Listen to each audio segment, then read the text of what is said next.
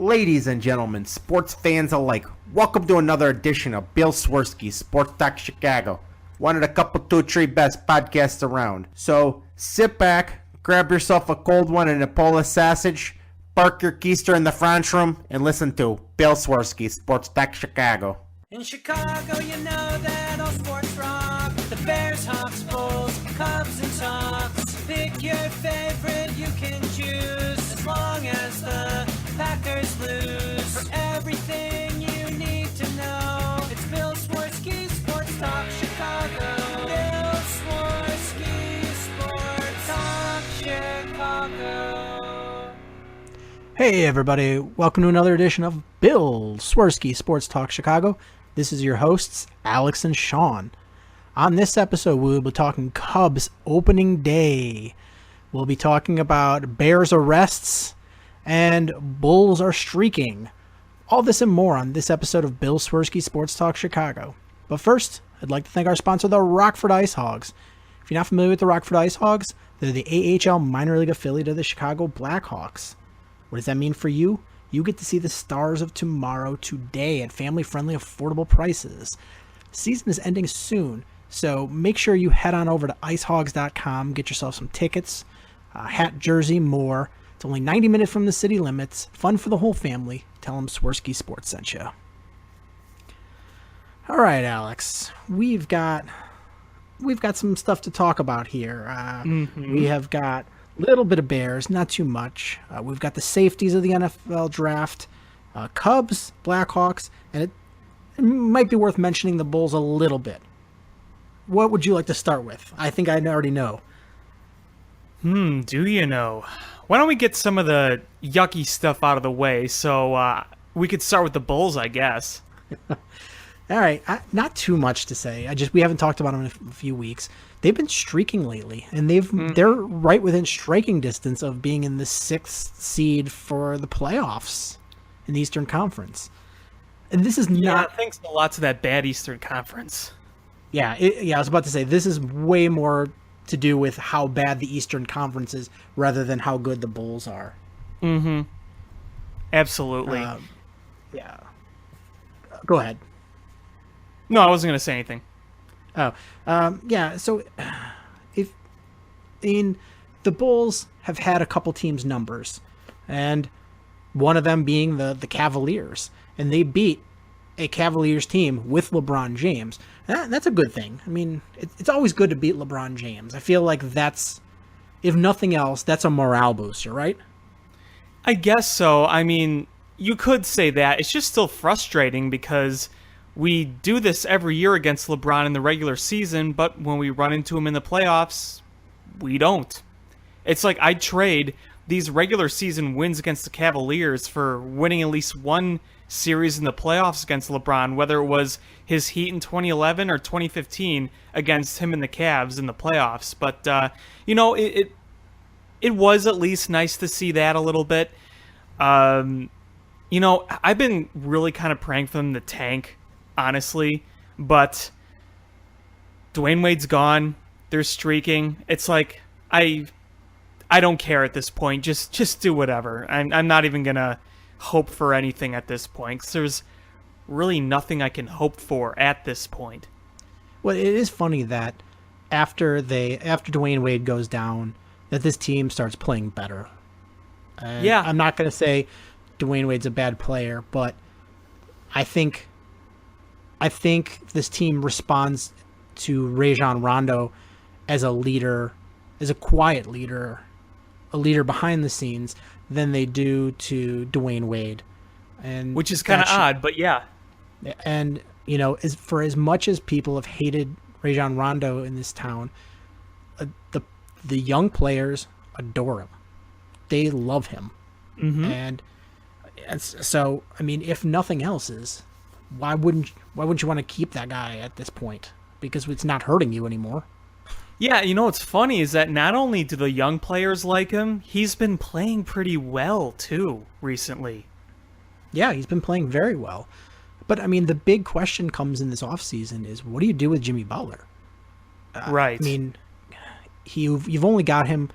You have to think that after this contract, he's going elsewhere. right? Mm-hmm. It's probably a fair assessment. I would think so, definitely, especially a team that's either contending or like a Lakers who are building more and more, and they're trying to put a few more pieces together that have a lot of money that could sign a guy like Jimmy Butler. So yeah, I think that's a very fair assessment. And there was been some talks recently. There was some rumor out of the Bulls organization saying that Jimmy Butler was going to be traded in the offseason. Now, there really hasn't been much buzz ever since that, so whether to say that rumor is true or not remains to be seen. But, you know, it makes you wonder what's going to be the future of him either next year or down the road, because, like you said, I don't see him finishing his career here. Yeah, I mean, you've only got a couple more seasons out of him in this contract. He's probably going to leave afterwards. So you have to either make, if you're going to do a rebuild and rebuild around Jimmy, you gotta really jumpstart that, because by the time, you know, you don't want him to be getting ready to pull a Derrick Rose and talk about how he's leaving just when you're starting to get a team around him, which is silly. Or you can trade him, you know, during the off season and take the parts that you get from him and build around. I don't even know who you build around. Well, yeah, and that's the thing. It's kind of like the Chris Sale White Sox ordeal, where there was the thoughts of building around him, but then you say, by the time we get a bunch of young assets and develop him, he'll be past his prime. Then they traded him and got the young assets that they wanted to start building around. Personally, I think by trading Jimmy Butler, you're closer to winning a championship by doing that than trying to build around him at this point. Yeah, I mean, fine, if you want to wait, I mean, deadline's passed, so you'd have to wait till the offseason, but if you at least want to wait to see what the, you know, draft pick you'll have, are you going to be in the lottery, or once the lottery's already happened and you know what, you know, it's not going to be a chance, like, oh, you can trade what's in box number 1, you know, possible number 1 pick, possible number 3 pick, whatever, and know what you're getting. Or you can, I mean, there's a lot of things you can do, but Jimmy, I think, honestly, is, if some of these young players looked better than they did, I would say, you know what, put all your chips in and go for it with Jimmy as the center.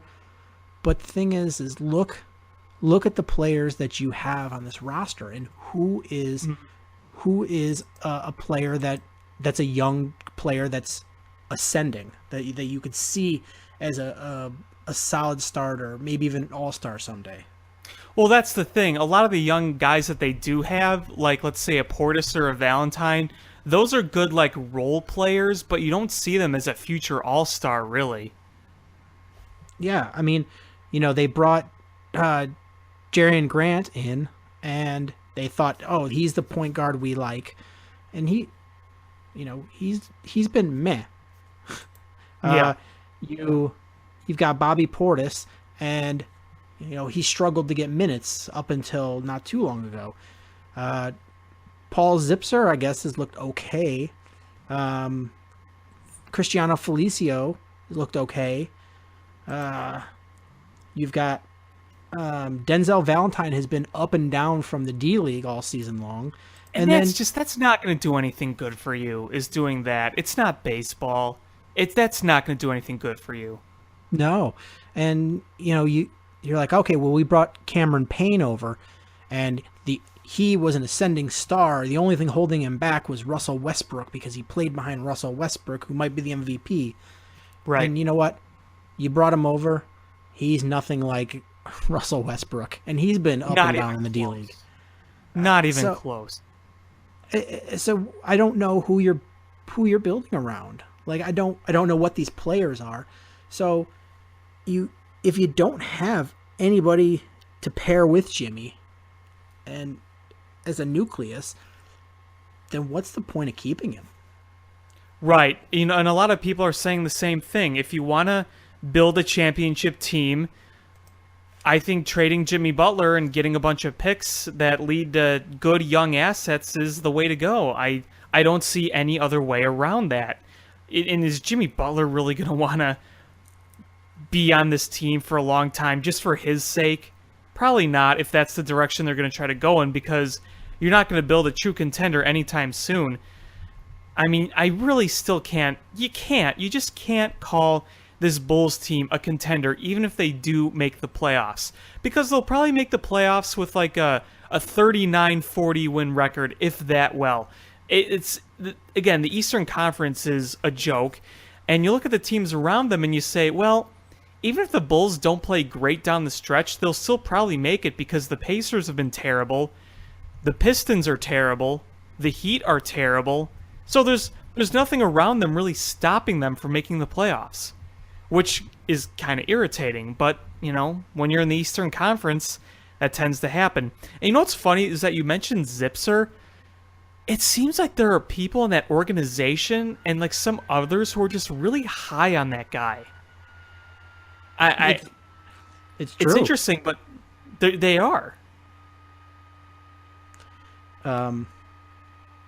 Yeah, so like I just don't know what you expect. And you're right. If they make the playoffs, I mean, theoretically they could go all the way up to the 5th seed.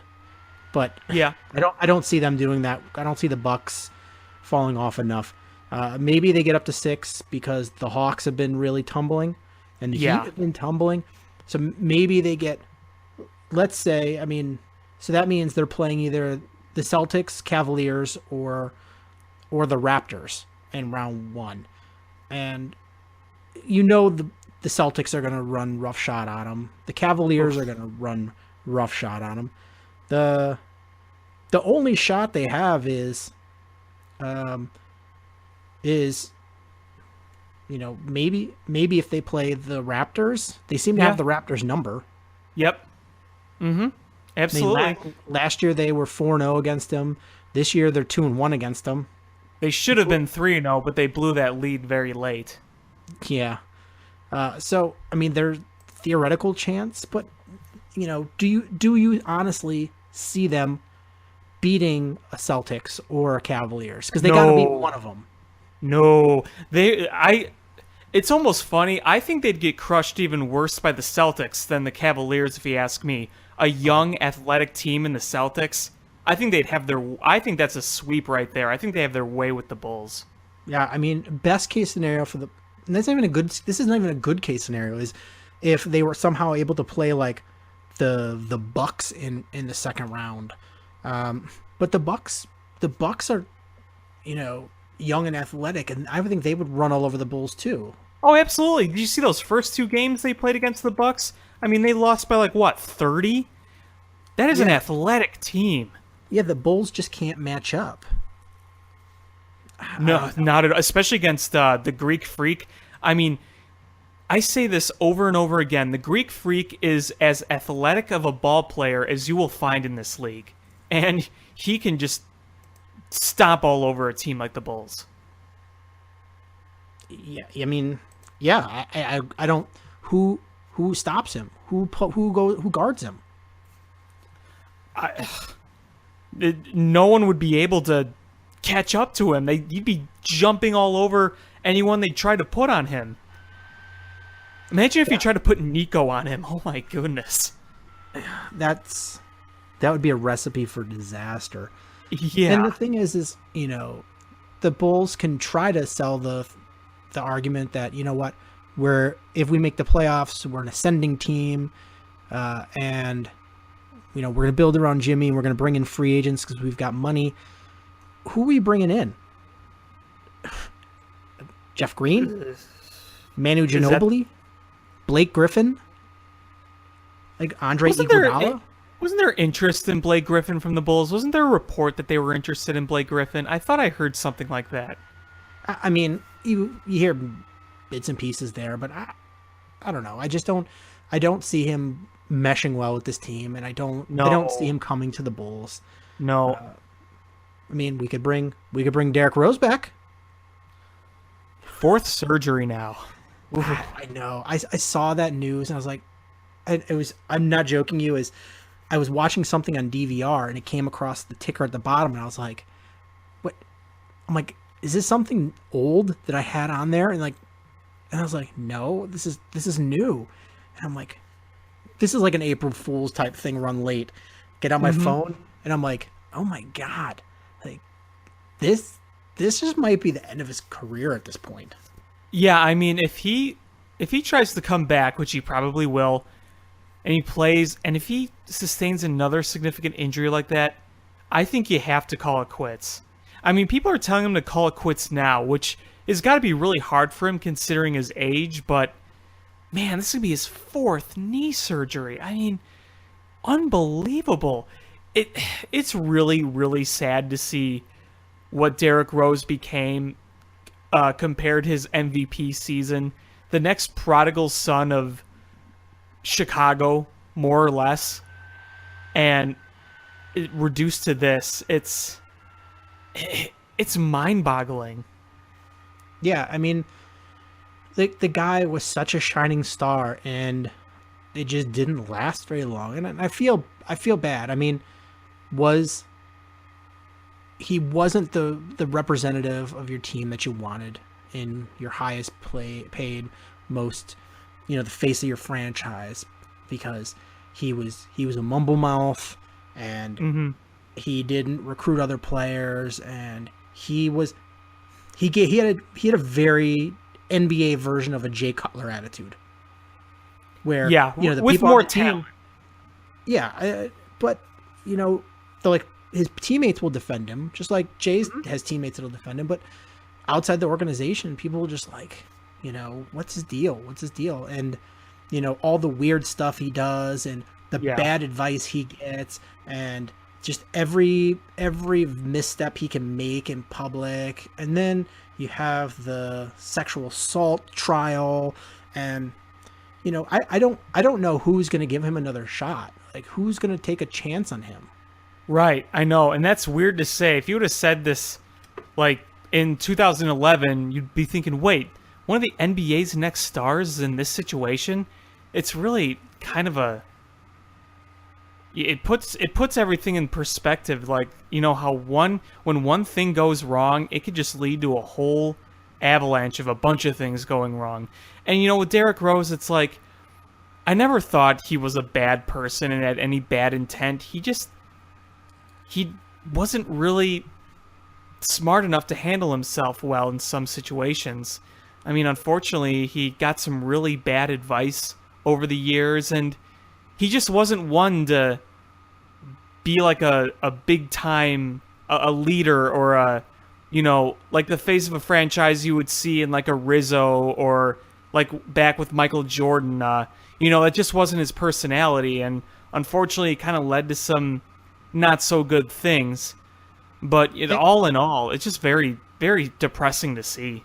Yeah, I mean, and if you think about what's the type of player that Chicago sports fans love, and it's this blue collar guy who goes to work with his lunch pail, and he may not be the most talented or the most athletic or the fastest, but he is the try hard, outwork him guy that's Gritty. tenacious. Like, people love the grittiness. Yeah, that's what they love. And Derrick Rose was not that guy. Derrick Rose was not that guy. And fans just,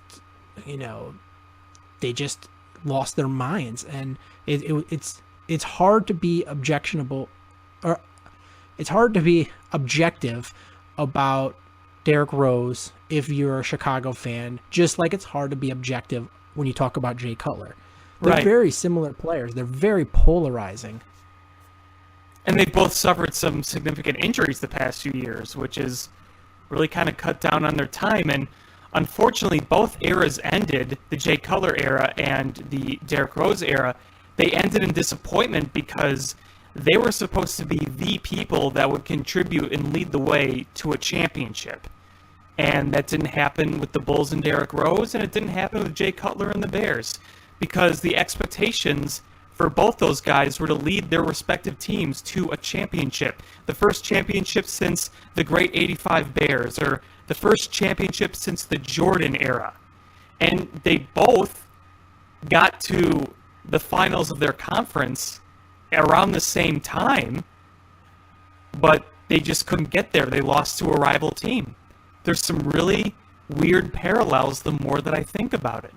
You're absolutely right. I mean, it's funny. I never really thought about the parallels until this started coming out, and I mean, it's a little bit eerie, but It is.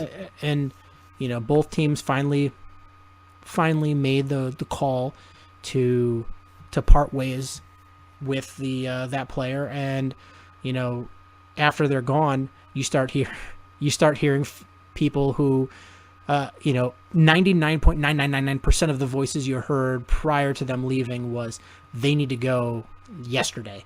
And suddenly, once they're both gone, you start hearing the chatter louder and louder of, well, why did they get rid of him? Right. With Derek, it's, well, look how well he's playing in New York. Why did we get rid of him? And Jay, it's, oh my God, Mike Glennon sucks. Why didn't we keep Jay Cutler? Right. But yeah.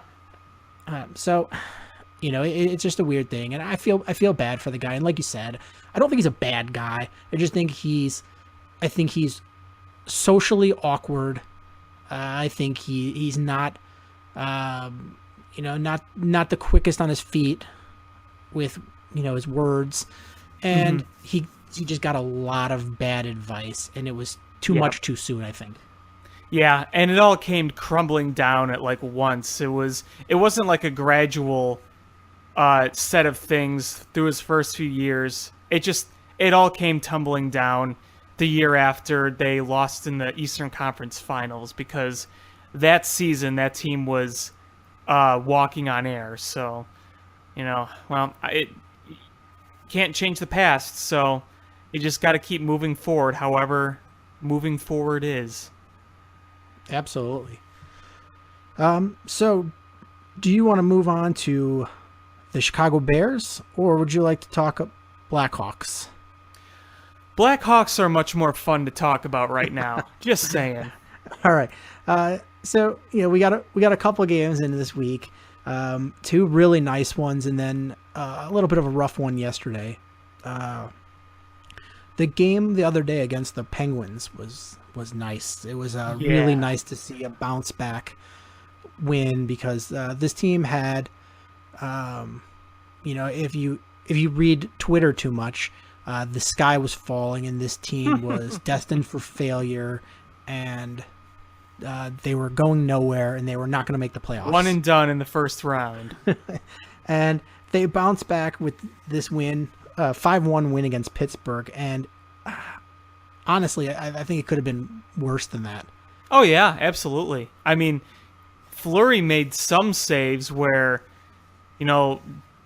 really big saves, like he was trying to keep the game tied, or like he was leading, but he was really down by 4, so he didn't let up. He just got beat by a lot of great shots.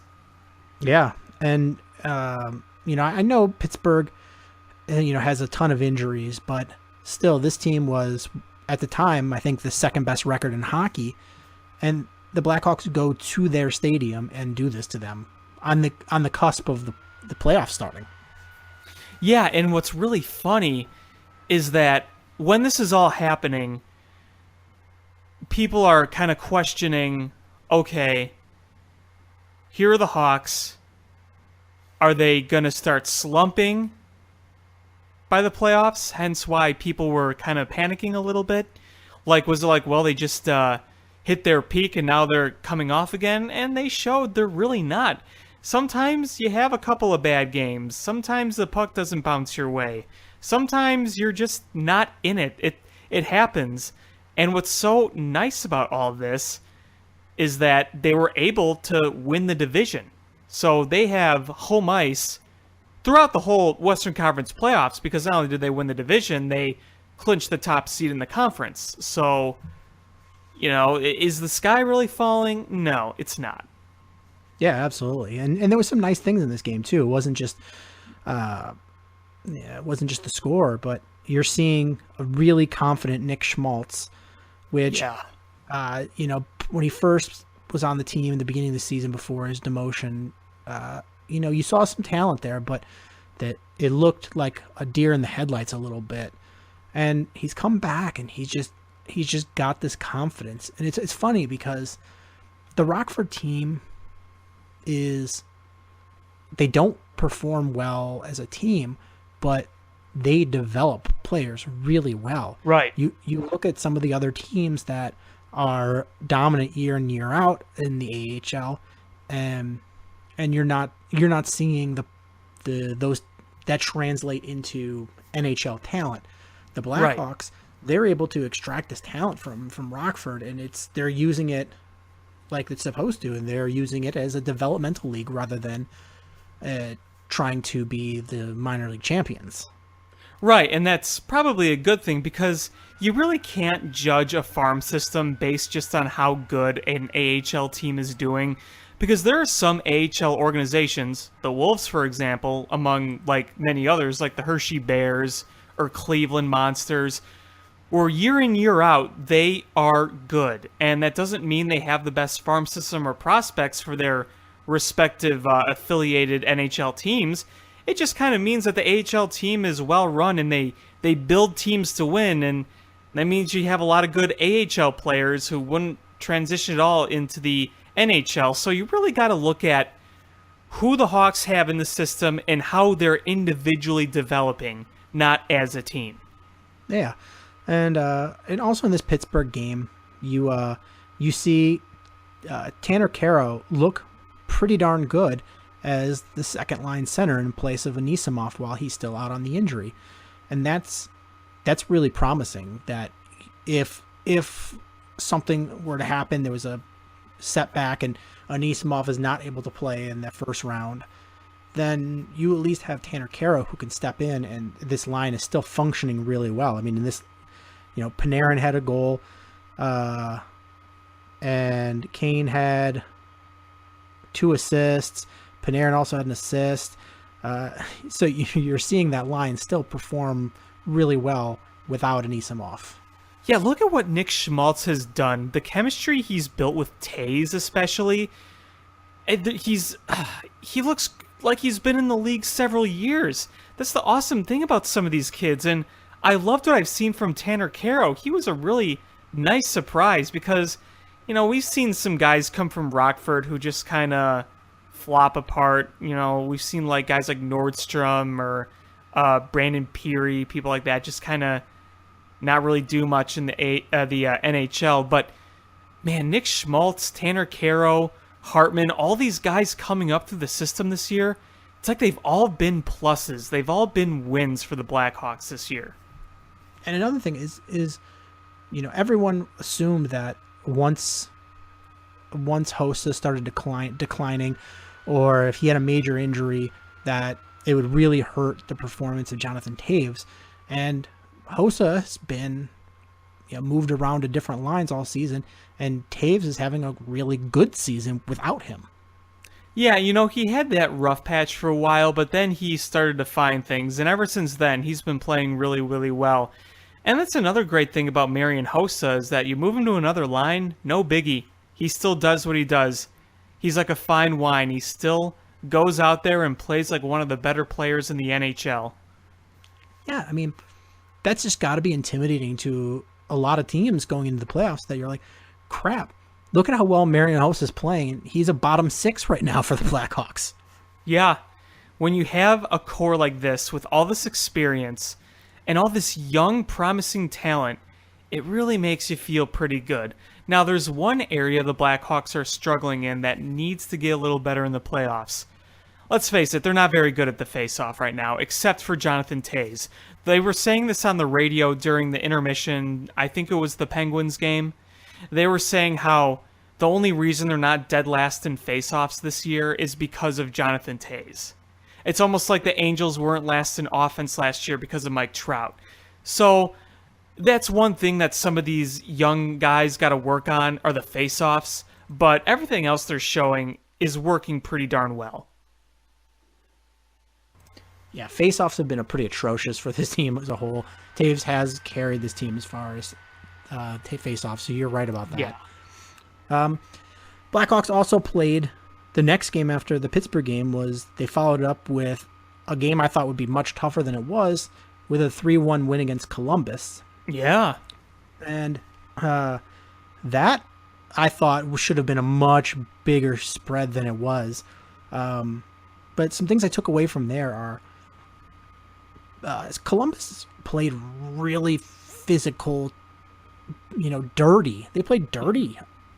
I thought, and I don't see a lot of Columbus hockey, but seeing them, it's every chance they took, they tried to cheap shot, and I thought that was, I don't know if that's a small man syndrome having to play against Washington and Pittsburgh in your division, or if that's the kind of mentality that they were built to have, and that's just what they carry into the league. Well, I'm sure that John Tortorella, when he came over, he kind of wanted to get a little grittier with the way that they play.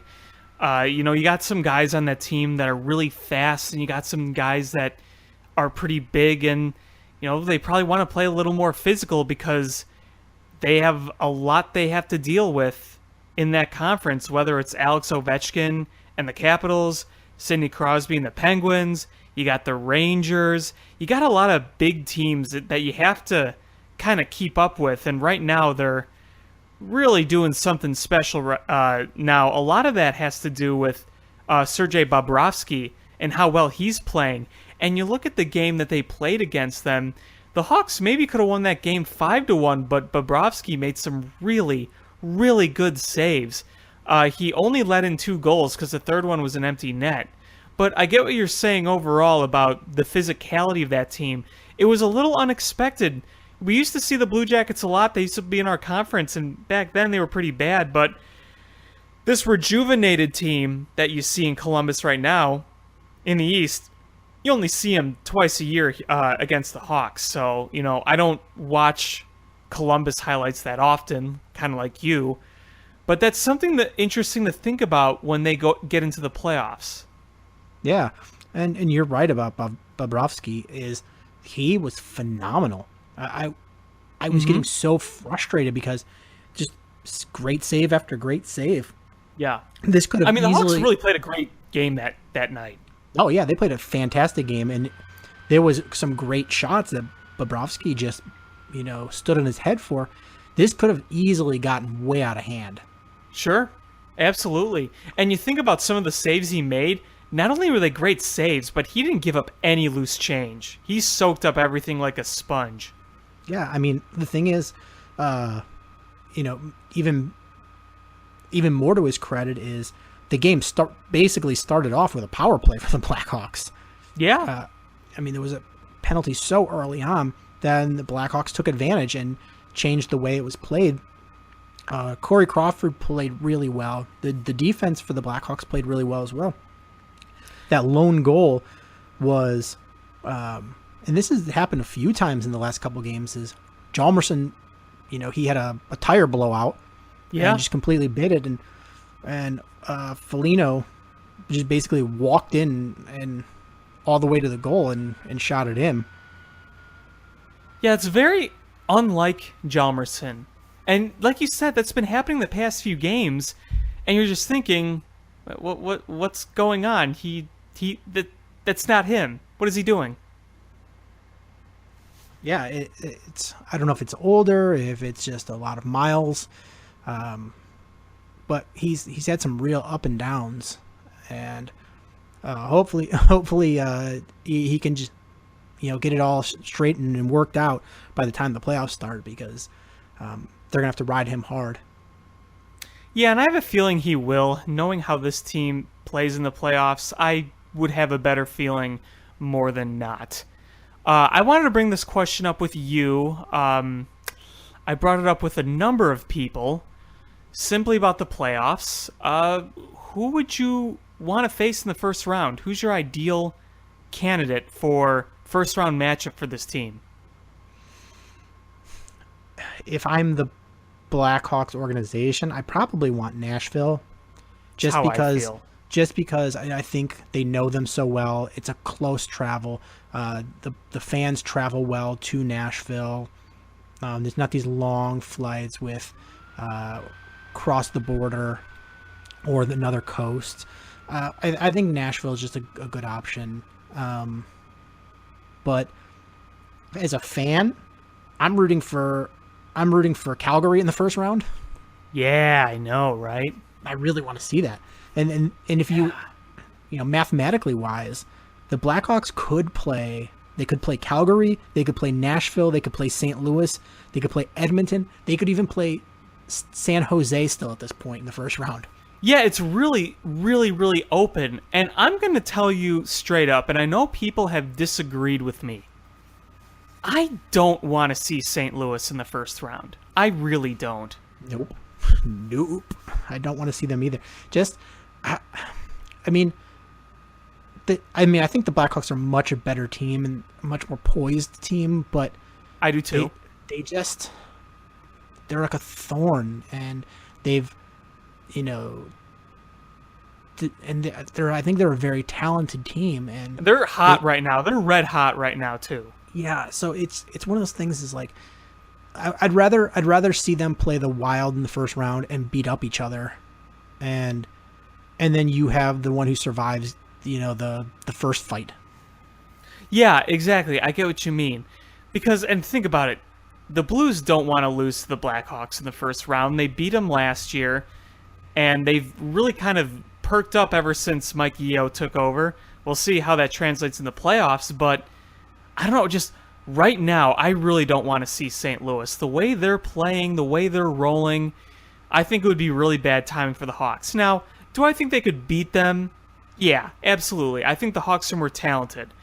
But still, I'd rather see, if I had to choose, if the choices were narrowed down to two, and it was narrowed down between Nashville and the Blues, I'd take Nashville like that.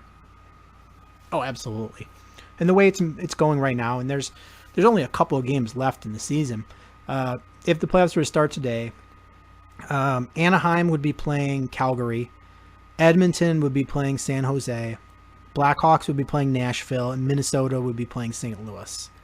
Yeah, it seems like Nashville and the Hawks have been if the playoffs started today, matchup for a good 2 weeks now. Yeah, I mean, it's one of those ones, it's not a lock, but the odds are so in its favor. Yeah.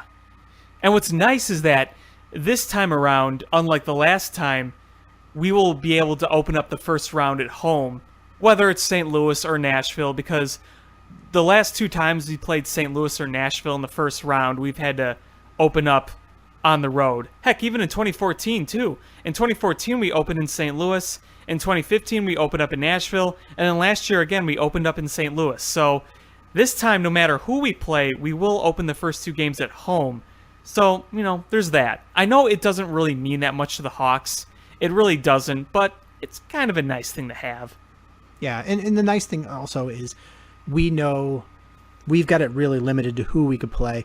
It's and all those teams are in the playoffs because there's nobody's going to sneak into the playoffs at the end. Right. We already know who's in the playoffs. It's just what seeding it's going to be because the Kings got eliminated, the Jets got eliminated, Dallas is eliminated. Mm-hmm. Whereas in the Eastern Conference, you still have Tampa, the Islanders, and Carolina still in the hunt to make a spot in the playoffs. If that Tampa team gets in, that could be really problematic for some of those other teams because the way they're playing right now, with the talent that Tampa team has, you do not want to take them for granted. I could see them giving people hell if they make it in.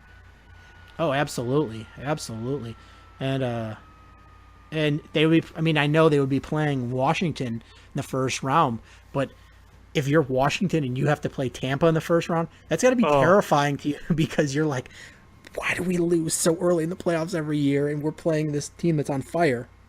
That's what happens to the Capitals. They always run into the hottest team in the playoffs, and they can't match up with it. Yeah, and there's some interesting matchups, and I'm excited for this. I'm always excited for the Stanley Cup run, but I'm really excited this year. I like some of the matchups. I like there's some really good teams, and it's going to be exciting. Absolutely, and what's really interesting about this year, especially for the Hawks, maybe not statistically, but when you think about it, with all the Cubs hoopla in the city, quietly, under our noses, the Blackhawks have been putting together one of their best seasons ever. They're already at 50 wins, if they win 2 more games, they tie 2010 in number of victories. So if they win all 3, I think it's the most points that I don't think they will, because they won't really be focused on these games as much. But, they could potentially have like the best record ever in points. And not a lot of people are talking about that. Like they were talking about it in 2010 when they set the record for wins and points in one season. Yeah, I saw that, and I was like, I was even shocked because I watch all these games, and I'm watching this, based on just memory and my thoughts without looking at statistics. I was like, it's a very nice season, but I was like, this isn't a great season by any stretch. And you're like, well, you step back and like, this is a really, really good record that they've put together quietly. Yeah, it's better than the 2014 team, and it's better than the 2015 team, and it was better than last year's team. You can't really count 2013 because it was a short season, but, it's kind of weird.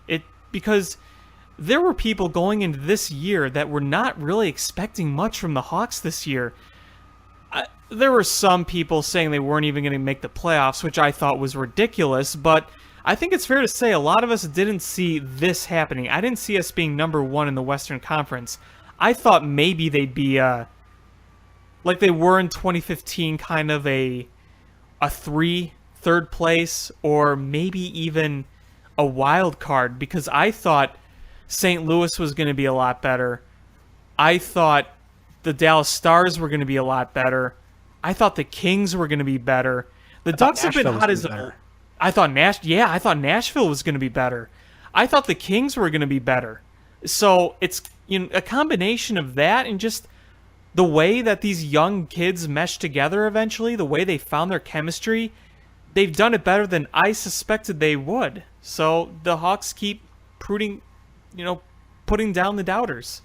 Yeah, absolutely. And it's funny because even some well-traveled, well-respected NHL websites put up odds that the Blackhawks weren't going to make the playoffs during the season. Some professional NHL writers also said the same thing. And looking back, and this team, and they were like, well, the Blackhawks could have injuries. Crawford Any went team down. could have injuries. Yeah, Crawford went down. Darling went down. Hossa went down. Anisimov went down. They've had injuries. Injuries. A lot of nagging ones. Yeah, and they still have the best record in the Western Conference. Right. Now, I look back at some of the other recent seasons, and I think of the injuries, and we've had a few here or there. Like, we had the injury in 2015 to Kane, and we brought in Antoine Vermette.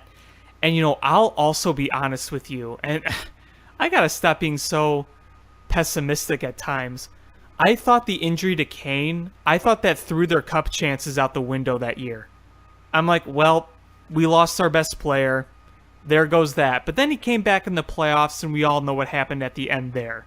So there have been injury bugs over the years, but it seems like on the Hawks, most significant top players have missed a good number of time at some point over the season. Whether it was Crawford, whether it was Darling, whether it was Hossa, whether it was Anisimov, whether it was Hjalmarsson, a lot of those key guys had spread out time of being injured. And you can't really say that's happened a lot over the years where that many players has that many nagging injuries. You have a big one here or there like Kane in 2015, but that number of injuries, you haven't really seen that. So that's what makes this all really surprising at times. Yeah, and then there was the game yesterday that the Blackhawks didn't look so great in the first period. And they ended up losing 3-2 to Boston. And that one was kind of an epitome of some of their downplay this year, where they're not playing 3 full periods. Mm-hmm. And they try to make it up by playing absolutely phenomenal in the third period. Yeah, then their goaltender, Qdobin, or however you say his name, just shut the door. A really weird goal scored when Richard Panik basically blocked the first shot, and then it went in after that when he was down in the net. Luckily, he was okay, because we kind of need him he's quietly really, really good, over 20 goals, and you see some of the moves he's made, so we're glad he didn't get hurt there. But overall, yesterday's game, I just kind of shrugged it off and thinking it doesn't really matter until next week when the playoffs start at this point. Yeah, absolutely. So yeah, I'm not down on it. It was, I may have been if that game was before the Pittsburgh game. Had they played like that, I probably would have been a little more down. But after seeing them play three complete periods versus the Penguins and versus the Blue Jackets, I'm not that worried. This team can bring it when they want to. Especially since they already clinched the division the day before, so, shrug. All right, should we talk about the little bit of Bears news? Yeah, let's get that out of the way. So a couple of small things is there's some talk and some chatter that Kyle Fuller could be tried at safety during training camp because they've got so many bodies at cornerback right now, and somebody's not going to make it. You also have reports that Pace is hinting to not expect them to draft a quarterback in this draft unless he is absolutely the best player available at the time. Right.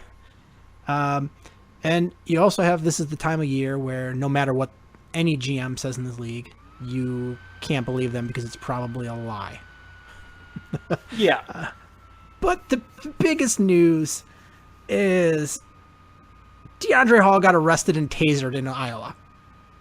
Yeah, there's that, and unfortunately, getting arrested is no news to the Bears players because it seems to happen a lot. But the craziest part is he was with a Packer. Yeah, that is kind of funny. But here's my thinking on it is, when I saw it happen, I was really intrigued because I'm like, okay, what's the Bears' response going to be to this? That's going to tell me a lot about DeAndre Hall. And the Bears pretty much stayed mum. They're like, we're looking into it, and that was it. Yeah. And the next thing you heard is that they're going to move him to safety, which tells me that they really like DeAndre Hall, because if they had any doubts about him at all as a player, he would have just been gone. He's, it's not any contractual thing. You can cut him with no penalty as far as financial involved, and they decided to keep him. Yeah, and weren't they talking about him earlier moving that position and they just kind of went along with it even after the arrest? Or am I thinking that right? Because I felt like there were talks of him doing that before he was arrested. I don't remember exactly when it started, but yeah. So it's pretty much it. Like he's going to be with the Bears in training camp. It's going to be up to him whether he makes the team, but they clearly like him. They clearly like him, and they're willing to look over the fact that he is in cahoots with a Packer and is getting arrested and tasered. Yeah, wasn't it like drunken in public, like public intoxication or something like that? Yeah, wasn't that the charge? And he must have done something else because they don't just tase you for that. He's probably trying to resisted arrest. Yeah. So that's odd, but going along with the Bears is we've had some feedback regarding the Bears, and the Bears are a very polarizing topic.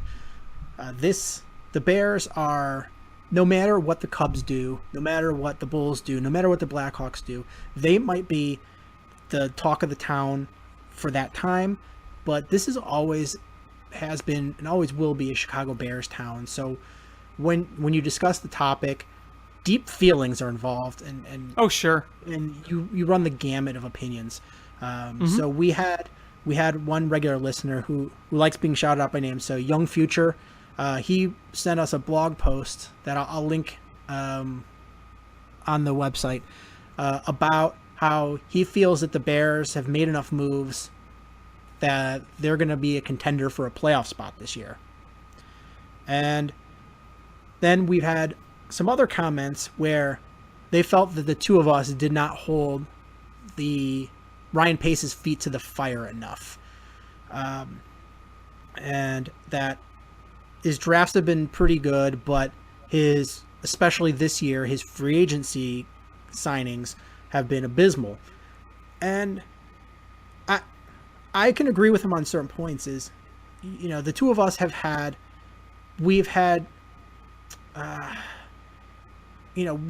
we've been frustrated with Ryan Pace, but I'm going to get me. This is his third season, so he hasn't even completed the third season. We're a month into his third season as the general manager of the Bears, and I really don't start his clock until he made a decision on Jay Cutler. So I start that now.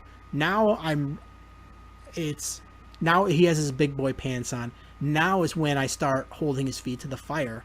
The first 2 seasons, he had a lot of baggage to get rid of, a lot of bad personalities, a bad locker room people, bad talent, bad contracts, and a lack of Right, you just don't talent. sweep that away. You got to work at sweeping that away. It doesn't happen overnight. Yeah, so, he had a lot of work to do laying the foundation, and that never looks pretty. It never looks pretty to put the foundation No, down. it never does. It's pretty once you start putting landscaping in and shutters and things.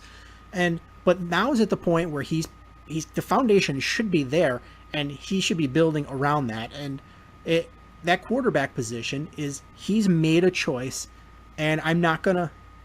Although it's not what I would have done, and I'm not overly excited about it. He's made his choice on what he wants to do with the quarterback, and now that is his scarlet letter he's got to carry. And if Mike Glennon and Butt Fumble and Connor Shaw, and if they draft somebody, which we don't know if they will, if that core of quarterbacks can't be they can't get to the Bears to the point where they're even the middle of the road offense, then Ryan Pace made a big mistake. But if Mike Glennon turns out to be an above average quarterback, and to all of our shock, because I think we'd all be shocked at this point, if he turns out to be a decent quarterback, then we owe the guy an apology, which we'll never give him because he never talks to the media. Yeah, that's very true. Now, I think one thing that I want to point out, and everything I kind of keep going back to, is see what he does with the draft this year. We got to see what he does with the draft this year. It's going to be a really, really big part of Pace's Bears tenure is to see what he does with the draft this year. He's rid with the old, slowly but surely. That's gone.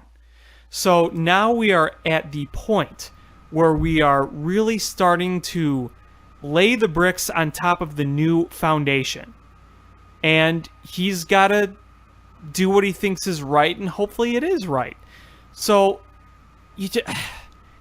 rebuilding an entire football organization, especially one like the Chicago Bears, is never going to happen overnight. So I can't hold his feet very close to the fire at this point.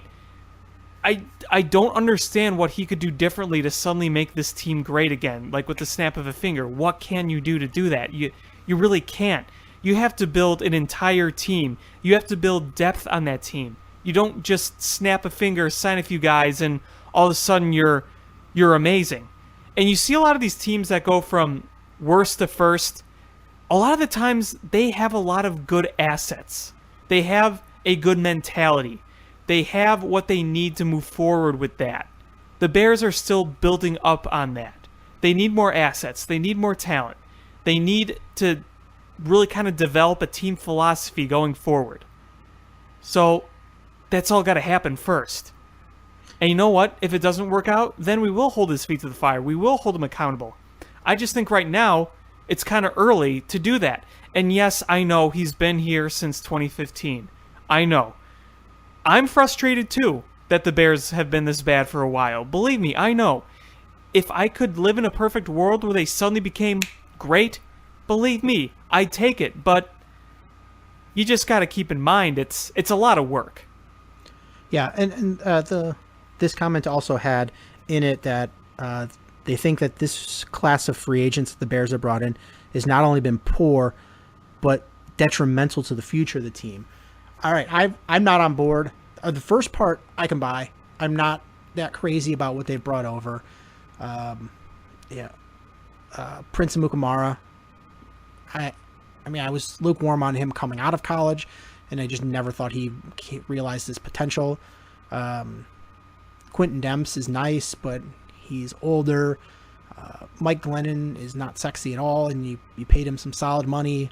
I can agree that this was not the best of free agent classes, the signings he brought in. You tried to bring in a tackle, and he chose to go elsewhere. You tried to bring in a couple of high-end cornerbacks, and they took other offers. So I'm not happy with the free agency class that they've brought in, but I can't buy the argument that they're detrimental to the future, because I think really what they did was they're like, okay, we don't have any wide open glaring holes. We've got people that are NFL talent. I mean, maybe not top talent, and maybe not the players that'll bring you to a Super Bowl, but that can be mediocre if in a pinch. And we've got at least one of those players at every position. So when they are in the draft, they can draft best player available. And none of them are signed to these long-term deals that are detrimental. I mean, the biggest contract they're pretty short. is Glennon, and all of his guaranteed money is in the first year. So if he really sucks, is at the end of the year, you go, you're gone, and it doesn't hurt the Bears at all. Right, the salary cap is not greatly affected in the future. They're still going to have a ton of cap room within the next few years. So, look at that. That's a good thing to have. Yeah, and then the last point that he makes is that he felt that by not taking one of the top quarterbacks in this draft, that you're risking prolonging the recovery of this team. And that's where I'm not so sure I fully agree. A lot of these quarterbacks, and every single one of the quarterbacks in this draft, have some big red question marks on them. Right. And that's why quarterback is not going to go number 1 overall. And I would be shocked if a quarterback goes number 2 overall. In fact, I probably don't see a quarterback getting drafted, maybe not even in the top 5. If that should tell you something, that nobody's trying to trade up to take a quarterback. Nobody's clamoring for him when the top 5. So there's a lot of question marks about these quarterbacks. Mitch Trubisky is just so small of a sample size. You've got Deshaun Watson, who's thrown so many interceptions, and everyone keeps saying, well, look what he did against Alabama. And I counter with, yeah, it was really awesome what he did against Alabama, but look what he did against Troy. So watch the whole Troy game, and you're going to be like, oh my God, this guy's terrible. So we don't know what we're going to get there if we draft him. Deshaun Kaiser, he didn't put a good body of work together in college, but I think skill-wise, I think he might end up being the best quarterback. That's what a lot of people are saying. Pat Mahomes, he's got a lot of talent, but the system that he comes from in college has a long history of producing awesome college quarterbacks that totally blow goats in NFL. So there's just a lot of scariness. You watch Brad Kaya from Miami, and I only saw bits and pieces of him so far. I'm scouting him next week, but I saw bits and pieces when I was covering their tight end, David Njoku, and there was so many overthrows and underthrows. It was mind-boggling. Then you've got Peterman from Pittsburgh, who's an unknown as well. So there's just none of these quarterbacks just scream out, yes, I'm the guy. And if you take here's the thing is, if you take one of those guys at 3, that puts the Bears on notice that if it's sink or swim, if the guy you chose to be quarterback and at the number 3 pick, if he sucks, you are going to suck for a long time because you're going to be stuck with him. Right, and, people will say if they took, like, a quarterback with the 3rd overall pick, and if he didn't, work out, people would be saying, oh, we could have gotten him, and him, but no, we went with this guy, and it did. So, it's tough. It's really tough with this class when it's not like a RG3 Andrew Luck class. It's a little different than that, and that makes the job of a GM a lot harder at times.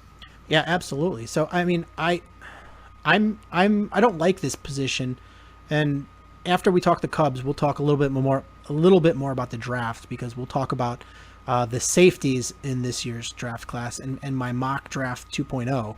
But the more I keep thinking about it and the more film I keep watching, the less enviable I think that number 3 pick is. And unless the 49ers or the Browns do something that I'm not expecting them to do, which is possible because those two teams are wild cards and they're bad for a reason.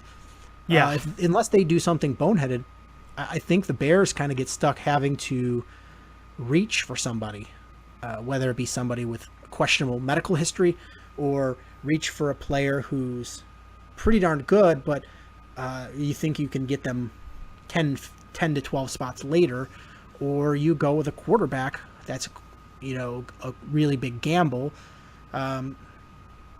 It's a tough choice, and if nobody wants to trade up, you have to take that spot, and that's going to be part of Ryan Pace's legacy right there. So it's not the spot I'd want to be in. Yeah, there's a lot of pressure on Ryan Pace, and it's in a very difficult spot, as you said. So, but I guess that's you just got to wait and see at this point. Yeah, that's why he gets paid the big bucks. Yep. And, the Bears are who we thought they were. I love that quote. It's a great one. So, I think that leads us now to the world champion Chicago Cubs. Oh, I've been waiting to talk baseball all day on this. Yeah, absolutely. And How about them Cubbies? Now our lives are complete. The Cubs are number 1. thought that would make you feel good. Oh, that makes me feel very, very good.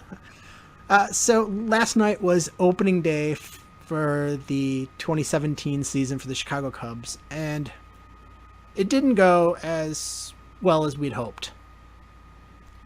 Yeah, it was a very odd game last night. Very, very odd. A lot of different things to break down from it, but, at least at the end of the day, you have the luxury of knowing that the regular season is finally here, because as great as the celebration was, as great as all these memories were, as great as all the stories were, as great as all the TV specials and documentary and all that stuff was, it came to a point where I'm just like, all right, I'm getting kind of sick of that. Let's play ball. Let's start a new chapter. And I'm not saying I'm sick of thinking about the World Series when I never will be, but it gets to a point where you're like, all right, let's make some new memories now. Let's get on that.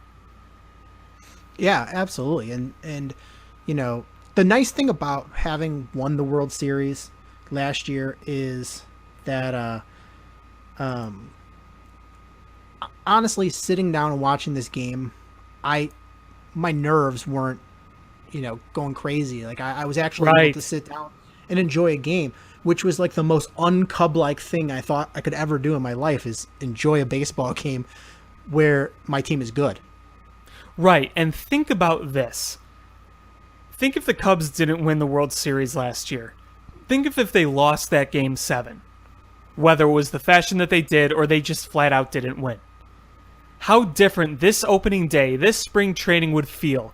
Because you felt like last year, you knew how good that team was, and you felt like this was the best chance that they've had in their history to get a World Series. I mean, you don't count 07, 08, 06 when they won pennants and won World Series.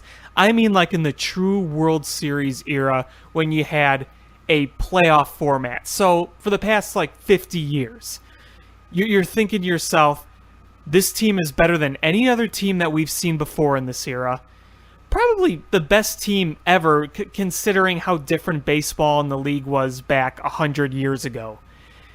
And if they didn't win, and you're like, well, this team is good and that they could get back there, but there's that uncertainty of what if this team never truly does it? The spring training would honestly, it would feel very, very gloomy, very tense. And last night's opening game would have really felt tense, considering the Cardinals and their fans would never let us hear the end if we didn't win the World Series last year. Yeah, absolutely. And the Cubs, pretty uneventful game up until the 8th inning. But,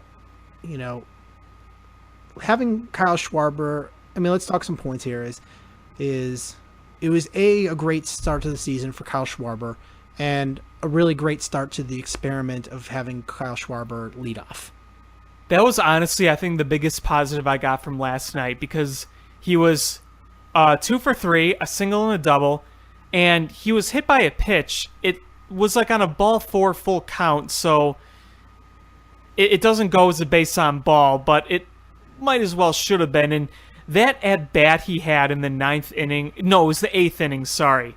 That at-bat he had where he laid off some really tough pitches, and they were even saying it on television, like, I can't believe he laid off that. Like, that's not only is he showing he's able to hit the ball and put a great swing, he's showing the patience. That's what you want in a leadoff hitter.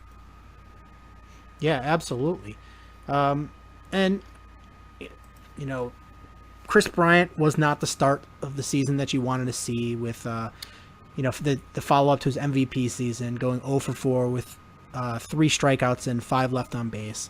Not a great start. And the first at-bat, I'm willing to look past that because the pitcher for the Cardinals just threw, going outside, in that 100-mile-an-hour high inside fastball. That was just pure nasty. Well, that's what I said. Yeah, there's no way, anyone can hit that.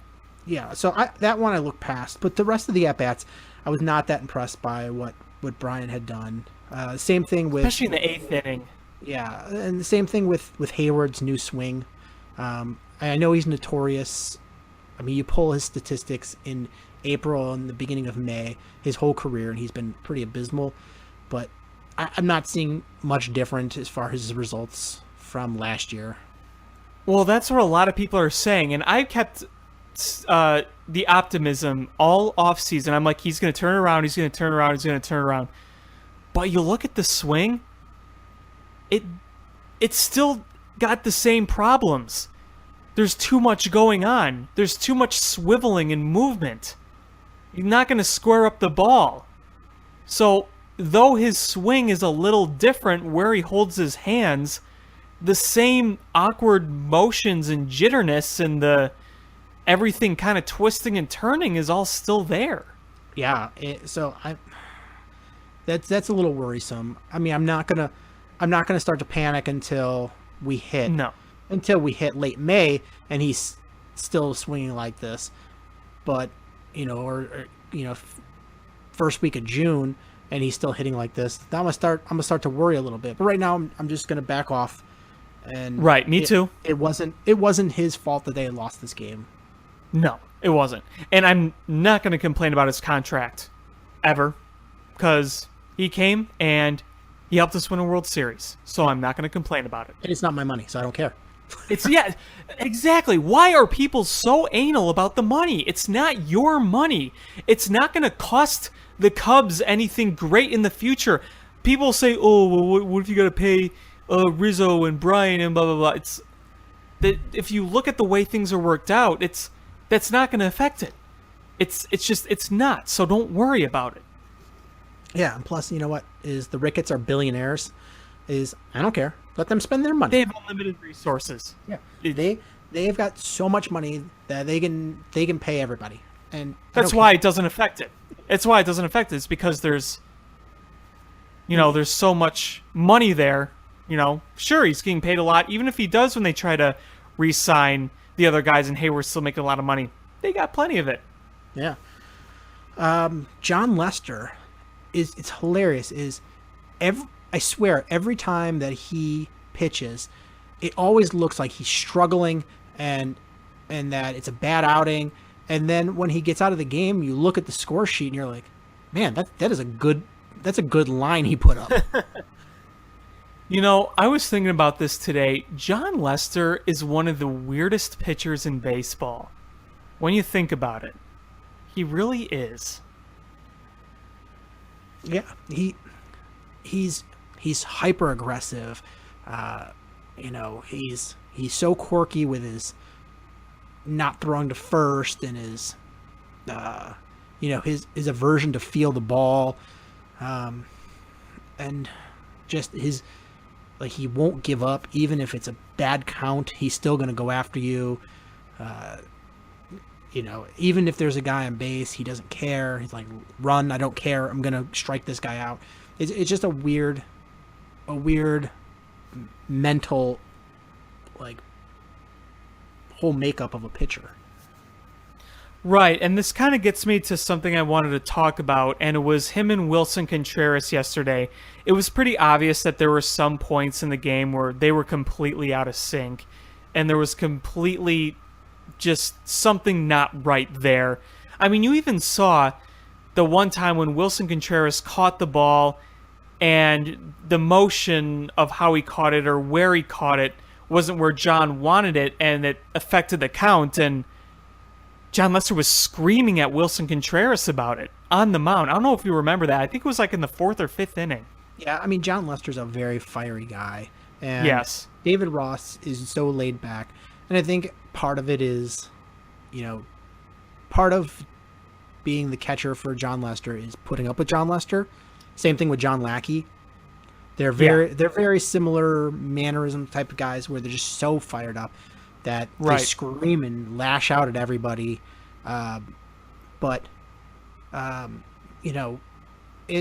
This is gonna be there's growing pains involved with being a catcher for a guy like John Lester, and Wilson Contreras is he's gonna be a very good young catcher, but he's got to go through these growing pains of figuring out all the John Lester quirks. Exactly. That's what I said. It's going to take some time for them to fully get together and work flawlessly like he did with David Ross. So that is going to be a growing pain, probably in the first half of the season at least. I think that it was a real lesson learner for Wilson Contreras in this first game. He's seeing a high leverage situation. It's not a spring training game. It's an actual regular season game on the road, loud crowd noise. He's finally experienced that. So, you kind of go from there to move forward on how to work with each other. So it just kind of comes with experience. It's going to happen. And part of it's going to be John Lester's going to have to put on his big boy pants and learn to play well with others. Right. He's got to be willing to. Yeah. If this is fully going to work out, he's going to have to ease up on some of his, nests, his way of being, and he's going to have to adapt to Wilson Contreras and realize that Wilson Contreras is not David Ross. Yeah, and I think he will, because when you look at John Lester and John Lackey, I feel like John Lester can be a bit more reasonable, where if you really explain it to him and he'll understand. And a lot of things are kind of heat of the moment type deals when it comes to reactions like that with him, where it's not like he's screaming at him in the clubhouse before or after. It's all during the game when the emotions are at its highest. So I do at least think that John Lester can really focus and work with him. I think he's a little less stubborn than John Lackey. So I think it will work out eventually. It's just not going to click with the snap of a finger. It's going to take a little work to get there. And I'm very confident that both Lester and Contreras will be able to work together eventually and do it flawlessly. Yeah, I mean, if this was a short-term thing, you would think that Miguel Montero would probably be the better choice to catch Lester as far as a receiving end.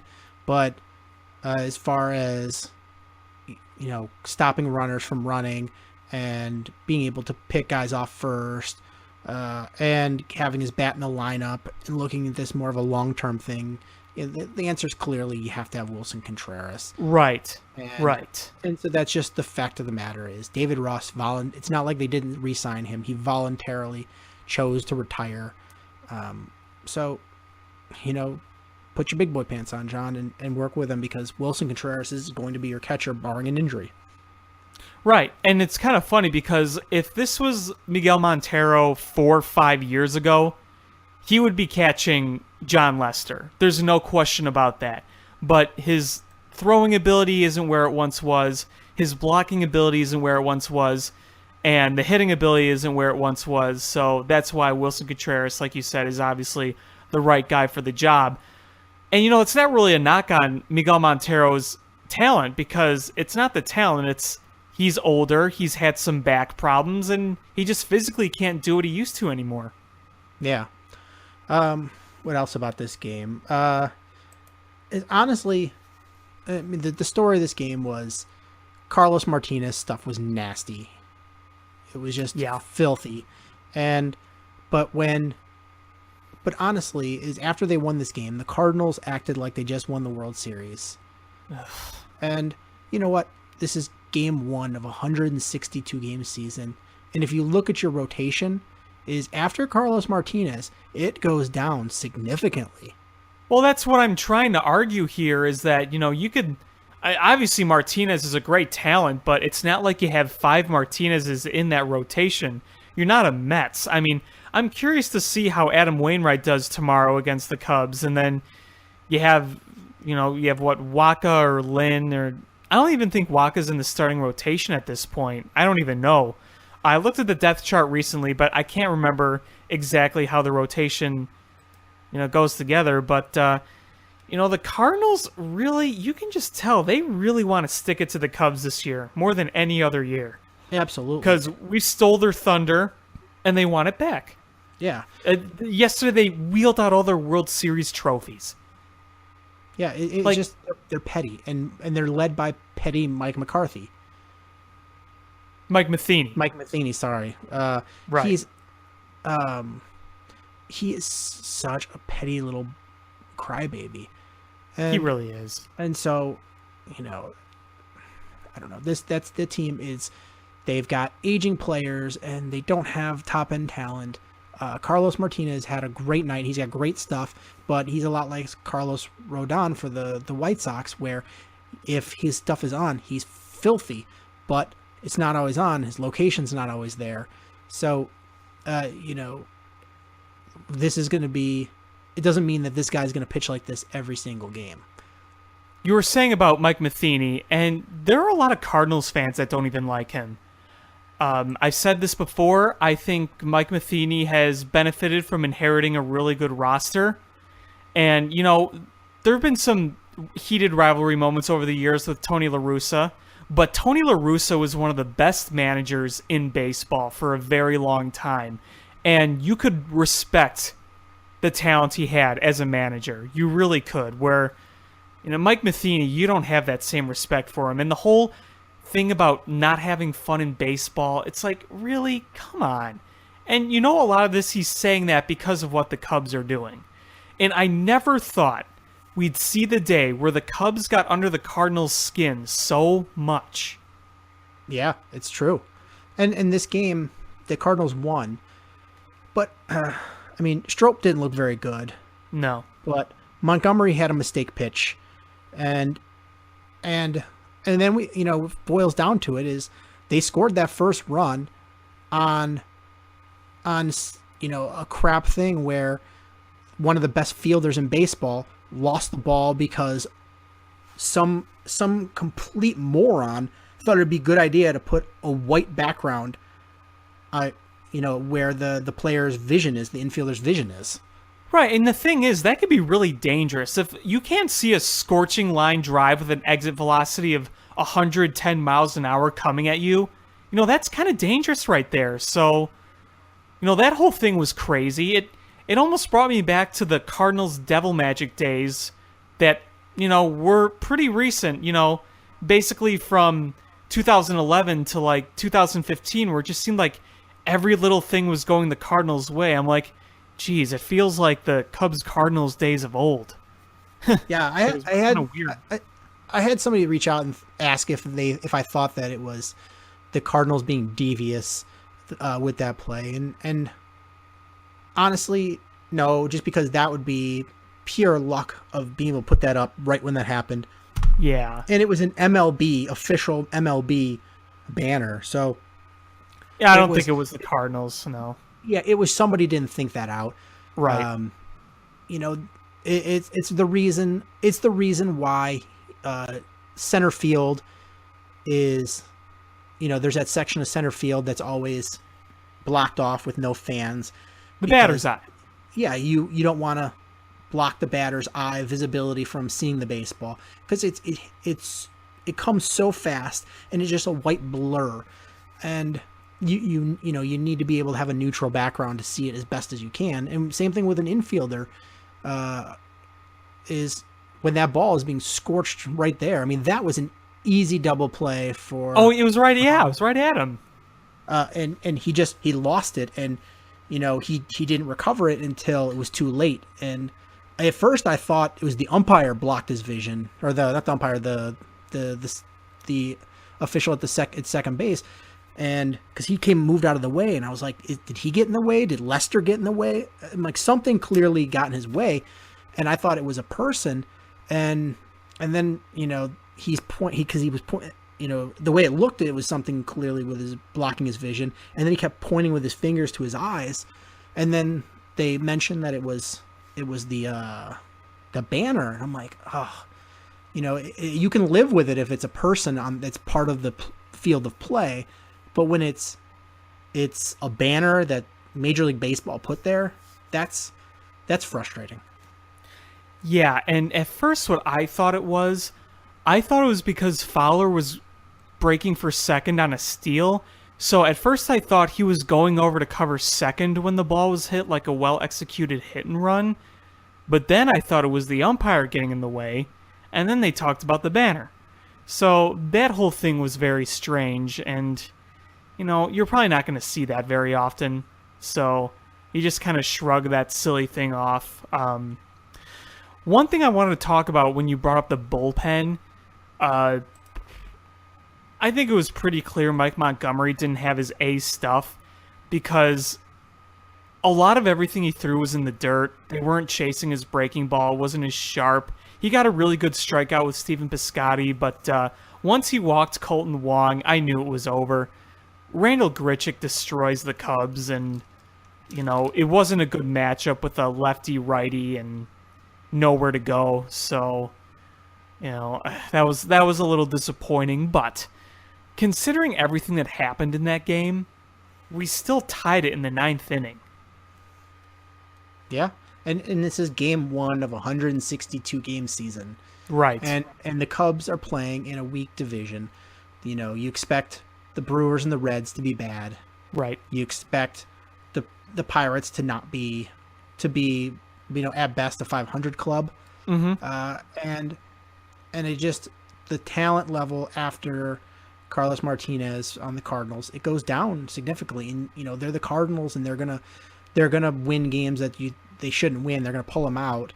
Right. But they're not poised to be in the same league as the Cubs. So over 162 game season there's ups and downs, and everything balances out, and the teams that are supposed to do well do well.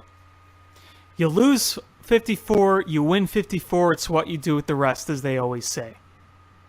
Yeah. So it's I'm not fazed by this loss at all. No, I'm not either. They're going to go back out tomorrow, and I fully expect them to win tomorrow. I hope Arrieta brings his A stuff. Yeah. And so And happy birthday to Uehara, who turns 42 today. Yeah, and he's he was pitching in the game last night, and he looked, decent enough. I think, with that, if he works that splitter, good things will happen. The splitter wasn't good, but he was all right, but he got so angry after every pitch. Like, I didn't see him a lot before this season, but he just was so angry after every time he threw the ball. It's like, yeah, he's a fiery little guy. There was a lot of frustration with the relievers last night. And yeah, like, I shouldn't say he looked great last night. He didn't have his A stuff, but, he still pitched a scoreless inning. And, with a guy that age playing in the first game of the season in a new environment, it's harder. So, kudos to him for not giving up anything significant.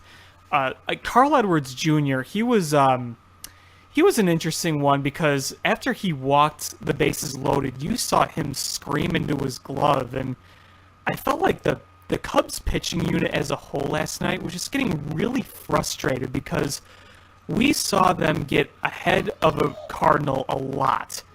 They were always like ahead, maybe 1 ball, 2 strikes, no balls, 2 strikes, and then they ended up walking a significant amount of them because the bullpen had 6 walks last night. From the 6th to the 8 2/3, because the walk-off happened with 2 outs, they walked 6 people, and you can see there was a lot of frustration in their eyes. Yeah, the Cubs, I think they were a little frustrated with the strike zone too because it wasn't consistent. It even changed. It was inconsistent between lefty batters and righty batters. It was inconsistent through the course of the game. So I can see that with some probably frustration as well. Like I said, I can always be okay if you have a weird strike zone as long as it's consistent and you hold the same standard to everybody and you can adjust through the game. But when it moves and it depends on what side of the plate the batter's on, it's a little awkward. Yeah, I mean, there was a call against Rizzo last night. Like, the pitch was 3 inches off the plate, maybe even 4, and it was called for strike 3. Like, it wasn't even close. And it was just like, really? But at least I didn't see it as it was only getting all the strike calls for the Cardinals pitchers because it was really inconsistent between both pitchers. So it was just a really messy strike zone overall. Yeah, I don't think that had anything to do with the outcome of the game. No, it really didn't. It was bad for both sides, and both sides had some frustration levels, I'm sure. But the Cubs were more visibly frustrated. Yeah, absolutely. And when you think about it, first game of the season, big matchup like this, sometimes you deal with some very inconsistent umpiring. So, it's part of the game. It's something you have to deal with. One of the big takeaways I get from this game is that the Cubs-Cardinals series this year, it's going to be intense. It's going to be very, very, very high energy. And there's, I got $20 that says there's going to be a bench clearer. Oh, I think so too. I was literally just going to say that. I think there's going to be some sort of fight. Whether it's a hit by a pitch or, a pitch sailing over someone's head or the way someone is tagged out, I could see these two going. Heck, I could see kind of like when Dusty Baker and La Russa went at each other in 2003. I could see Joe Madden and Mike Matheny going at each other. Yeah, and even Dexter Fowler, who is good friends with all these players, and he went to battle with them last year, and even he had an aggressive slide on Addison Russell that should have been an automatic double play right there. Yeah, that was a little bit surprising. I mean, I'm sure he never had any bad intention, but it was a little surprising. That's another thing I want to talk to you about after we finish this point is Dexter Fowler. But yeah, I didn't expect that from him. It doesn't really change my opinion of him as a person or as a player. I just didn't really expect that. No, I mean, when in Rome, that's a Cardinal way. So you sort of follow it. It's in the water there. Right. Now, the whole Dexter Fowler thing, you see pregame, you see Rizzo and him hugging and whatnot, and you get some feeling there. It's like, man, felt like just yesterday you were hitting the home run in Game 7, and you were part of our culture, and seeing you in the other uniform, it kind of sucks. And I do look forward to his first game at Wrigley Field when he gets the standing ovation, and we salute him for what he did. Now, I'm never going to dislike Dexter Fowler. I never will. I can't blame him for going and getting paid. Who wouldn't? But I think that the Dexter Fowler nostalgia is going to very quickly wear off, and I'm just soon enough. I'm just going to see him as a Cardinal, as a Cardinal player. He's one of our opponents. That's what he is. Yeah, it already started for me. It started after that, when that slide happened. I was like, done. He's a Cardinal. He's a full-fledged Cardinal, and I'm never gonna root against him, but I'm not gonna.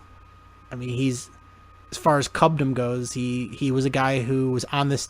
He was on this team that won a World Series, and peace out. Yeah, I mean, it's really hard to. It's really hard to accept it at times, but that's honestly how I'm starting to feel.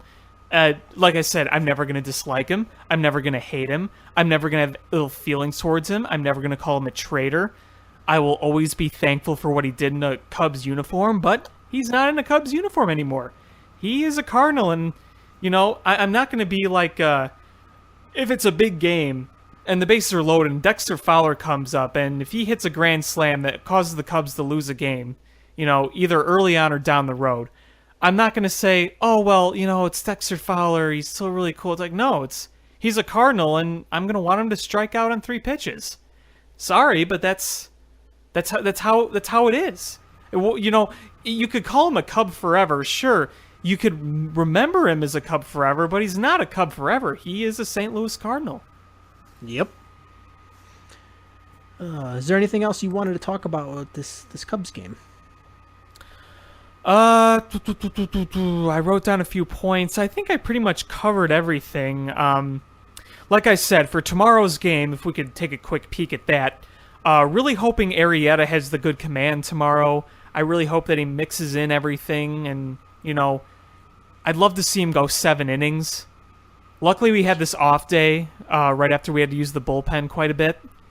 So, I'm really hoping that we can get that win tomorrow. And, I know it doesn't really mean much with how long the season is, but imagine if we do go 0-2. Imagine what the reaction is going to be like by a lot of people. I mean, look at the reaction they got last night. Imagine if they go 0-2. Imagine that from both the Cubs fans and the Cardinals fans. Yeah, I mean, this isn't football, where every game desperately matters. Right. It's 162 games. It doesn't matter. It's a long season. Things average out, and even if they get swept in the series, they're gonna be okay.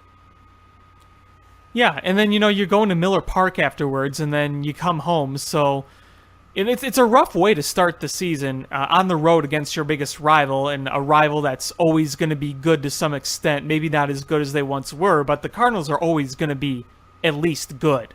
So it's not an easy way to start the season. I mean, last year they got off to that great start, but they started off against some really trash teams like the Angels and then the Diamondbacks. I mean, those were some trash teams last year. So it wasn't as easy starting off this year, but hey, I say this a lot. In 2015, we didn't win the first game.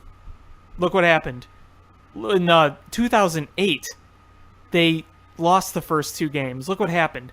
They got off to a horrible start in 2007. I'm not comparing it to those teams by any means. I'm just saying, the first few games don't determine the outcome of an entire 162-game season. Yep.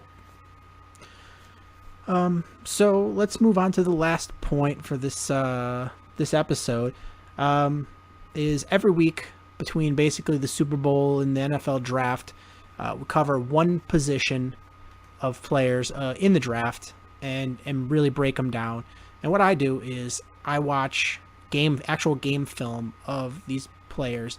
So not highlights, not whatever. I actually watch game film. I watch every single snap that the player's involved in, and I watch for an entire game, and I watch several games over the last season. So this week is going to be safeties, and next week is going to be the last week of covering positions, and we'll be doing quarterbacks because I saved the most interesting one for last. But this week is safeties, and if there's players that you wanted covered that we didn't cover, just hit us up and I can go back and review them. And if it's quarterback, let me know and I'll put it on the docket for next week. So for safeties this week, we actually had 4 of the 7 that we're going to talk about were fan requests. So the first 4 we're going to cover are fan requests. First one is Marcus May, 6 foot, 210 pounds, out of Florida. Watching him, he's really versatile. He played in the box. He played single high, cover 2, a big build, looks like a linebacker out there. Some nice instincts. He had a really great career at an SEC school, which is always impressive for football.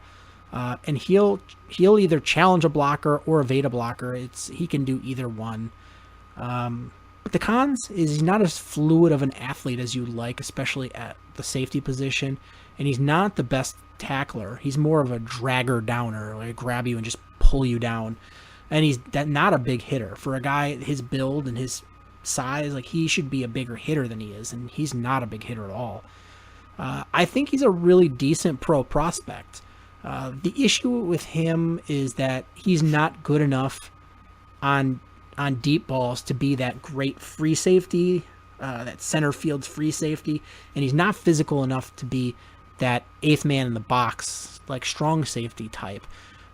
So he's going to be a little bit of a tweener, and that's going to hurt his chances. But I think he's got enough, productivity and experience to end up being a decent pro. It's kind of what they're saying on Walter Football. They're saying how he's not exactly first overall talent by any means or top 15, but you could find a decent spot for him in a later round. And this year's safety class is so deep. Right. There's like 2 high end guys that are first rounders, and then there's a bunch of guys that are really solid, and eventually one of them is going to fall into the later rounds because there's so many pretty solid safeties in this draft. This is one of the best safety drafts I've seen in a long time. Let's see. Next is Malik Hooker, 6'1", 206 pounds, out of Ohio State. Malik Hooker is a really nice athlete. He runs like a cornerback. He can run sideline to sideline. Nice open field tackler. Really good instincts. They had enough confidence in him at Ohio State where they could put him as a single high safety regularly, and he made the plays. The very few cons on him, but he doesn't always take the best of angles when he needs to run down a guy. But he had enough speed in college to compensate. But in the pros, he's going to have to take better angles. He only has 1 year of real experience, and safety is a position where it's a lot of experience to build up those skills, and he's only got real 1 year. And he wasn't always so great with tackling and run support because he's not really a physical safety.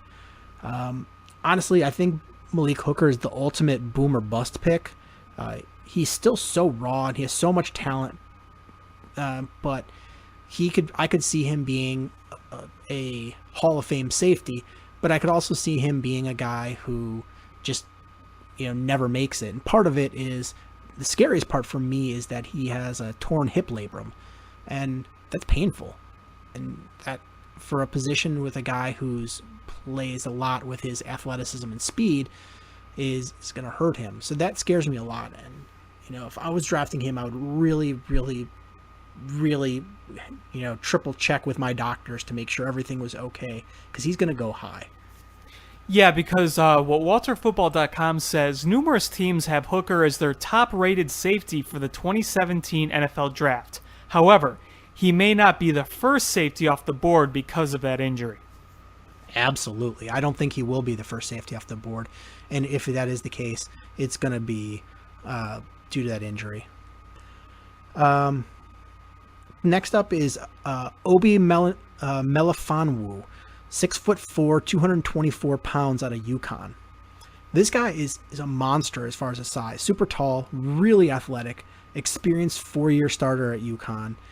He's got the nice ability to play a center field, like a prototypical free safety.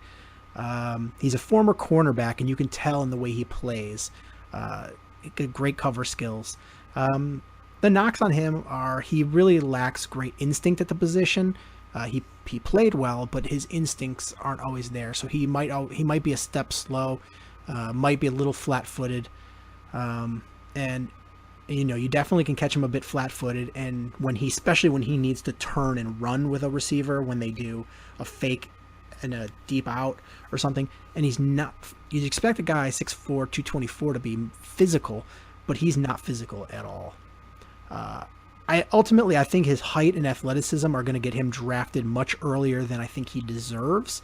I'm not saying he's a bad player, but I don't think, especially with how deep this draft is at safety, I don't touch him before the 3rd round because I still think he's a little bit of a project, but somebody's going to bite on him early, and I think he'll go mid-2nd round.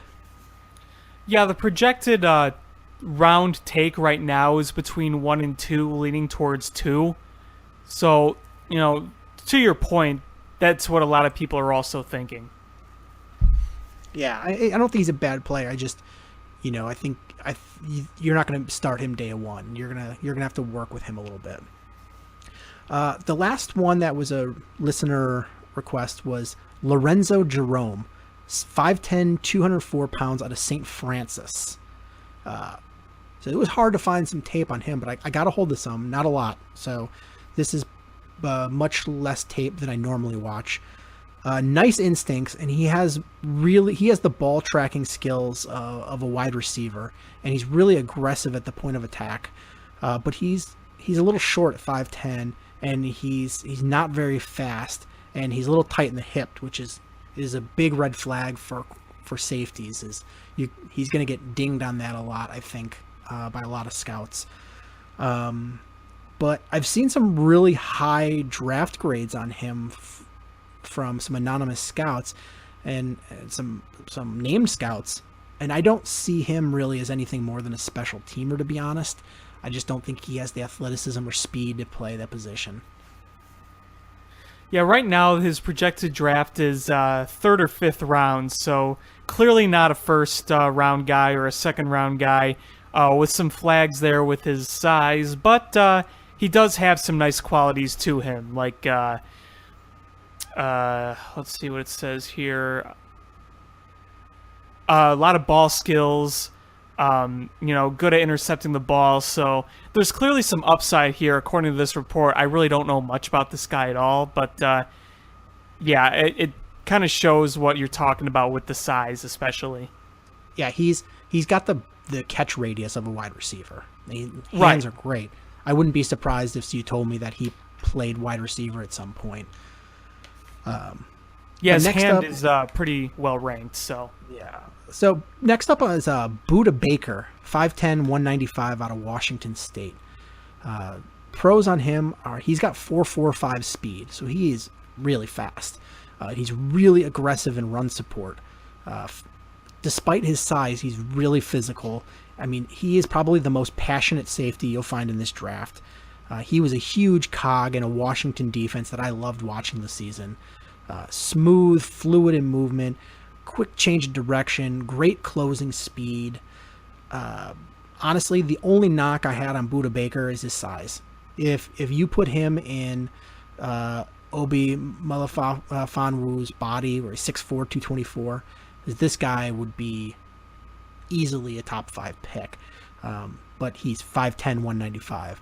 So that's the one knock I had on him, because he's gonna really struggle, to looking at his size and the way he's built, is maintaining a 200-pound weight is going to be really tough for him, I think. I love this kid a lot, but he's purely a free safety, center field type corner or safety in the NFL. You can't have him trying to cover a Rob Gronkowski or a Martellus Bennett. He just doesn't have the build for it. But I like Buda Baker a lot, and if they took him in the second round, you would not see me complain. Yeah, second, third round is his projection right now, so definitely not a first-round guy, but there's definitely some upside there. Yeah, I mean, he is just an absolute, he's got a fire in his belly. You watch him, he loves playing football. He loves this game, and you can just tell in the way he plays.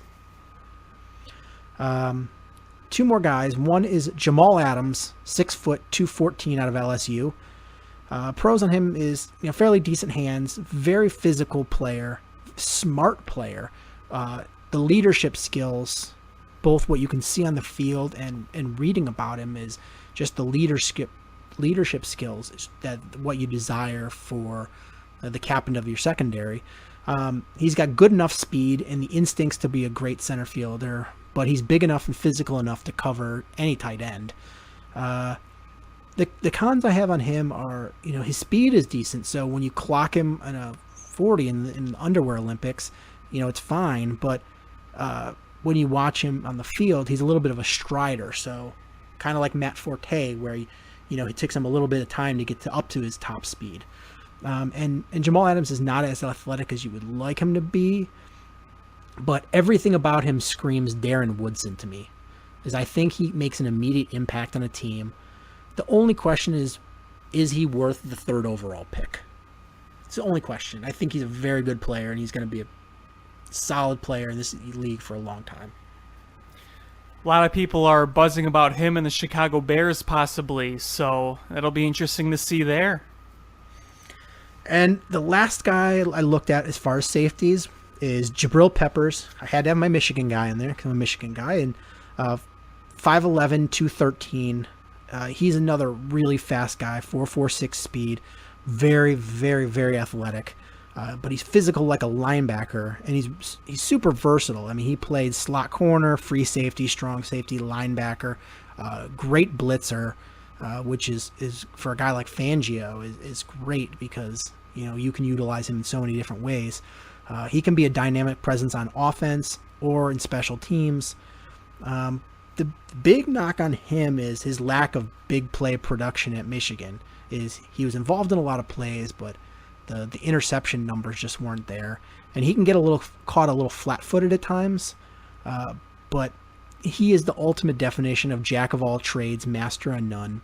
And I think he's ultimately going to be a better pro than he was a collegiate player, just because he can focus on one position and really master that one position. Yeah, you pretty much said it best right there. Very similar here, so. So that's for the safeties I covered, and the only thing left is I did a mock draft 2.0. I use 2 different websites to kind of simulate what other teams will do, so I don't have any of my bias in what other teams will do and who's available still.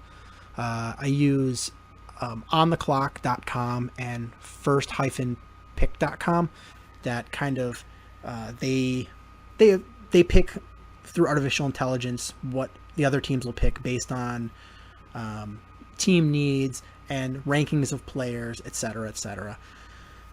So my mock draft 2.0 is I have the Bears in the first round taking Solomon Thomas, outside linebacker from Stanford.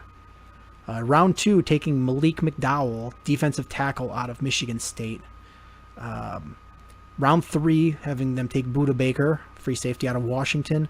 Round 4, Jake Butt, tight end out of Michigan. Second round, 4th round pick, I have Taywan Taylor, wide receiver out of Western Kentucky. Round 5, Eric Magnuson, offensive tackle out of Michigan. And round 7, crapshoot,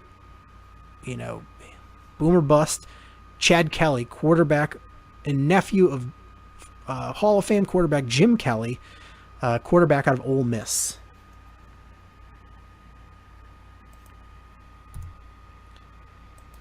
So that is my mock draft 2.0. Next week we'll cover the quarterbacks of the draft, and that'll be covering all the positions that are in the draft, and because we're just a couple of short weeks away from the actual NFL draft.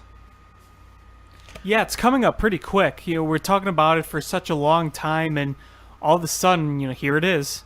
Yeah, absolutely. And it's it's like Christmas to me. I get a thing of popcorn. I sit down. I watch the draft like I'm watching, the new Avengers movie or something. Yeah. It's about as geeky as it gets as far as sports goes. Well, I don't know if you have anything else you wanted to talk about, Alex. No, not really. We can't really talk much about the White Sox because they were rained out today. Yeah, it was funny. I heard a couple reports on WGN radio, and they were saying that they might get this game in. And then I flipped it to ESPN, and they were like, Justin Verlander hasn't even put on his uniform yet. Well, yeah, and then they flashed apparently on the video board there. They said, we're not warming up anyone until we find out more about the weather. So that kind of went to show. It's like, yeah, this game's most likely being called. And if it doesn't, it's not going to be going for another hour or so. So, yeah, so at least they called it fairly early. They didn't make people sit around all night waiting for it. So they called it fairly early. But I guess that's going to do it for this episode of Bill Swerski Sports Talk Chicago. You can follow us on Twitter at Swerski Sports or at ShyFanPat1, Facebook.com/Swerski Sports, SwerskiSports.com. And thank you guys so much for listening. Please make sure you subscribe on however you listen to podcasts, whether that's iTunes, Stitcher, YouTube. Thank you guys so much for your comments. Please share with your friends. And until next time, bear down.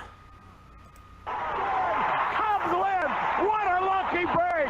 The good Lord wants the Cubs to win! We thank Ditka and God for all they have provided. Cubs win! Cubs win! Cubs win! Oh, I don't want her. You can have her. She's a Packer fan. She can't fit in my van. And she looks like number New Yorkers. Smoking crack is not legal on planes. Bears 31 to -7. The Bears. Oh, when the Bears go bearing down.